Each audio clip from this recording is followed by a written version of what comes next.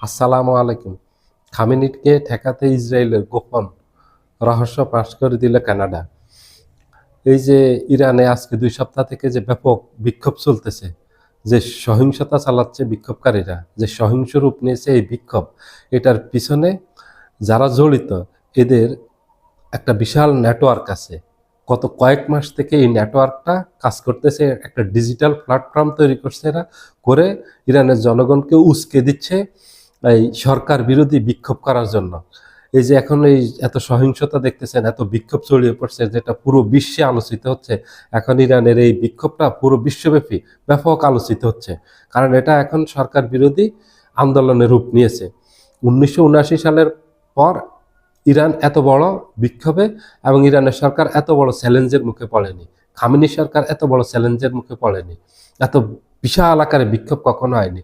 ইরানে অসংখ্যবার বিক্ষোভ হয়েছে অতীতে, এটা আমি নিজেও দেখেছি। আমি আমার এই বয়সে অন্তত 30 থেকে 40টা বিক্ষোভ দেখেছি।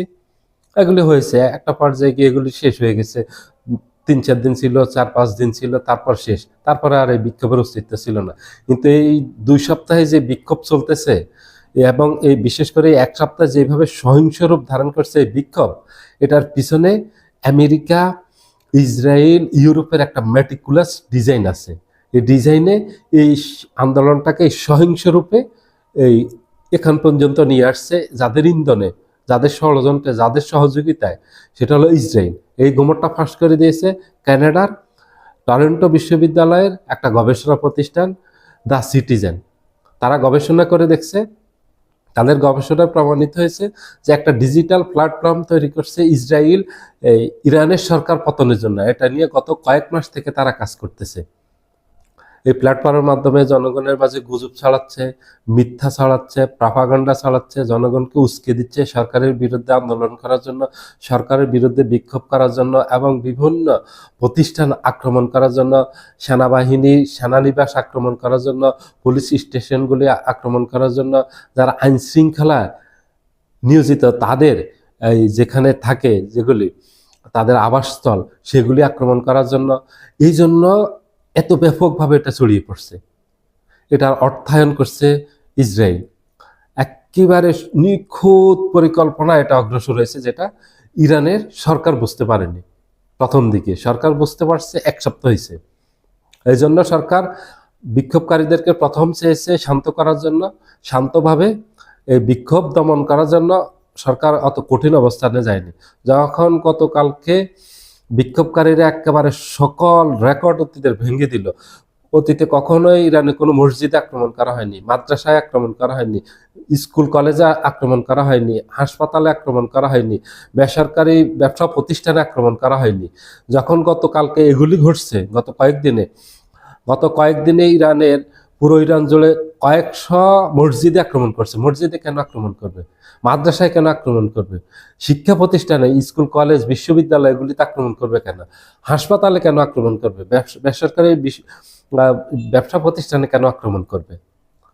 তখন বাধ্য হয়ে গতকাল খামেনি ঘোষণা দিয়েছে, এবং আইআরজিসি, এলিট ফোর্স যেটা আছে ইরানের, আইআরজিসি ঘোষণা দিয়েছে, বিক্ষোভকারীরা যদি এখনই শান্ত না হয় এবং বিক্ষোভ যদি বন্ধ না করে, তাহলে কঠোর অবস্থানে সরকার যাবে। একটা রেড লাইন দিয়ে দিয়েছে বিক্ষোভকারীদেরকে। যদি এই রেড লাইন অতিক্রম করে বিক্ষোভকারীরা, তাহলে তাদের বিরুদ্ধে কঠোর ব্যবস্থা নেবে, এবং সেটা নেওয়াও শুরু করছে। গতকালকে রাতের থেকে বিক্ষোভকারীদের বিরুদ্ধে সরকার ব্যাপক ব্যবস্থা নিয়েছে। সরকারি বাহিনী, সকল বাহিনী, যৌথ বাহিনীর সাঁড়াশি অভিযান চালিয়ে বিক্ষোভকারীদেরকে অনেক শহর থেকে হটিয়ে দিয়েছে, অসংখ্য শহর থেকে। এখন আর বিক্ষোভ তেমন একটা ইরানে নেই। এখন একটা আশঙ্কা আছে, আজকালের ভিতরে আমেরিকা ইরানে হামলা করতে পারে। এটা সম্ভাবনা আছে, আজকের ভিতরে সম্ভাবনা আছে, আগামী 24 ঘন্টার ভিতরে সম্ভাবনা আছে ইরানে হামলা করতে পারে। এই যে ইরানের সরকার উৎখাতের এই ষড়যন্ত্র, এটা দীর্ঘদিন থেকে আছে। কিন্তু গত বছর ইসরায়েল ইরানে হামলা করছে একটা উদ্দেশ্যে, সেটা হলো ইরানের সরকার পতন ঘটানোর জন্য। ইরানের রেকর্ড সংখ্যক আর্মির অফিসারকে হত্যা করছে গত বছর জুনে, যে 12 দিনের ইসরায়েলের সাথে ইরানের যুদ্ধ হলো। যুদ্ধটা তো শুরু হলো ইরানের যখন 20-25 জনের জেনারেলের মতো মেরে ফেলছে গুপ্ত হত্যা চালিয়ে ইসরায়েল। তারপরে এই তো এই 12 দিনের যুদ্ধটা হলো। সেই 12 দিনের যুদ্ধ আগের থেকে প্ল্যান ছিল, আমেরিকার ইউরোপের ইসরায়েলকে দিয়ে এটা ঘটাবে, ইরানের সরকার পরিবর্তন ঘটাবে। যখন সেটাতে ব্যর্থ হয়েছে, ইরানের সরকার পরিবর্তন ঘটাতে পারেনি, খামেনিকে হত্যার চেষ্টা করা হয়েছে, সেটা পারেনি, ব্যর্থ হয়েছে। শেষ আবার তারা ষড়যন্ত্র শুরু করছে, ইরানের এই সরকার পতন ঘটাবে। সরকার পতন ঘটিয়ে তারা রেজা শাহ পাহলভির ছেলে যুবরাজ রেজা শাহ যে আছে, এখন আমেরিকাতে বসবাস করে, তাকে এনে ইরানের প্রেসিডেন্ট বানাবে। তাকে প্রেসিডেন্ট বানিয়ে ইরানের যে খনিজ সম্পদ আছে বিশাল, সেই খনিজ সম্পদ পশ্চিমারা লুটপাট করে খাবে, আমেরিকা লুটপাট করে খাবে, এবং সেখানে তাদের একটা তাবেদার সরকার থাকবে। তাদের শুধু ওই সরকার প্রধান হবে রেজা শাহ, আমেরিকা নির্দেশ দিবে, ইসরায়েল নির্দেশ দিবে, ইউরোপ নির্দেশ দিবে, আর সে এখানে তাদের নির্দেশ শুধু পালন করবে, তাদের গোলাম হয়ে থাকবে এখানে, ইরানটাকে ধ্বংস করে দিবে। ইরানি জনগণ এসব ষড়যন্ত্রকারীদের ফাঁদে পা দিয়ে ব্যাপক ক্ষতি করে ফেলছে ইরানের। এরা যদি এখনই সাবধান না হয়, সতর্ক না হয়, এই যে আজকে যে গোপন তথ্যটা ফাঁস করে দিল আমেরিকার টরন্টো বিশ্ববিদ্যালয়ের গবেষণা প্রতিষ্ঠান দ্য সিটিজেন, তারপরেও যদি তারা সতর্ক না হয়, সচেতন না হয় ইরানের নাগরিকরা, তাহলে তাদের অনেক বড় ক্ষতি হবে। আর এর ভিতরে একটা ভালো দিক হলো,